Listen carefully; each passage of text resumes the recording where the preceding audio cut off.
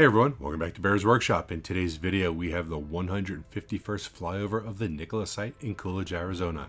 Before we start, I want to say thanks to our new Patreon, Cameron, at the baby bear level.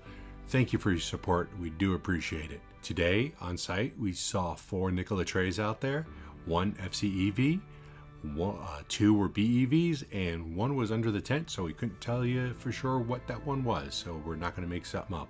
But I'll guarantee it was one of those 2. One of the BEVs was being tested. It had the full load connected to it, and they were actually dropping it off, so it looks like we just missed the testing of that, which is too bad, but that's how it goes. Work has resumed on the security building with the underground utilities going in. That charging station that was having the work done right next to it, and we thought they were extending the utilities to the dynamometer building. No, that's not what it was. They were moving the charging station. So I stand corrected on everything I said about them moving the utilities over there. Even though I thought that that's what they were doing with the utilities, I did have some questions because I thought that most of the utilities for the future expansion had already been laid out. So I'm assuming that that stuff is probably already there that they need. We'll find out in the future if they do any more digging. Around the dynamometer building, they are doing a lot of grading.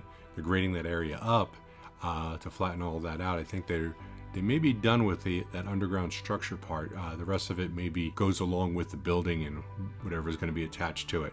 So it looks like they may be bringing that up and then just going into the building structure itself. The roof work continues, and it looks like they have at least 1 layer down and it's almost complete. So hopefully that will be done by the end of the week, and we should see the AC units go up there soon also. I'm waiting on that one too. We did a live stream of the Lucid site earlier today, so if you have an interest in that, please go take a look at it. It is on our channel, and we will put links everywhere for it. Everywhere you look, there'll be a link.